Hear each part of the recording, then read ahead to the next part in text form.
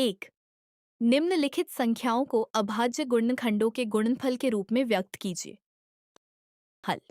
कि 140 का अभाज्य गुणनखंड। हम 140 को सबसे छोटी अभाज्य संख्या 2 से भाग देते हैं तो 70 प्राप्त होते हैं। अब 70 को फिर 2 से भाग देते हैं तो 35 प्राप्त होते हैं। 35 2 और 3 से विभाजित नहीं होता। अब इसे 5 से भाग देते हैं तो 7 प्राप्त होते हैं। 7 एक अभाज्य संख्या है। अतः 140 बराबर 2 गुणा 2 गुणा 5 गुणा 7 या 140 बराबर 2 की घात 2 गुणा 5 गुणा 7 2 156 का अभाज्य गुणनखंड। सबसे पहले 156 को 2 से भाग देते हैं तो 78 प्राप्त होते हैं। अब 78 को 2 से भाग देते हैं तो 39 प्राप्त होते हैं। 39 2 से विभाजित नहीं होता। अब इसे 3 से भाग देते हैं तो 13 प्राप्त होते हैं। 13 एक अभाज्य संख्या है।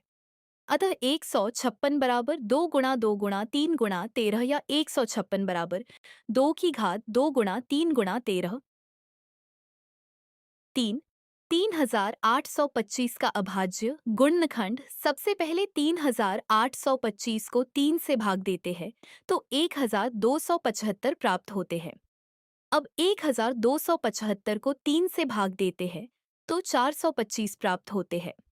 425 को 5 से भाग देते हैं तो 85 प्राप्त होते हैं। अब 85 को 5 से भाग देते हैं तो 17 प्राप्त होते हैं। 17 एक अभाज्य संख्या है। अतः 3825 बराबर 5 गुणा 5 गुणा 3 गुणा 3 गुणा 17 या 3825 बराबर 3 की घात 2 गुणा 5 की घात 2 गुणा 17 4 5005 का अभाज्य गुणनखंड। 5005 का अंतिम अंक 5 है, इसलिए इसे 5 से भाग देते हैं तो 1001 प्राप्त होते हैं। अब 1001 को 7 से भाग देते हैं तो 143 प्राप्त होते हैं। 143 को 11 से भाग देते हैं तो 13 प्राप्त होते हैं। 13 एक अभाज्य संख्या है।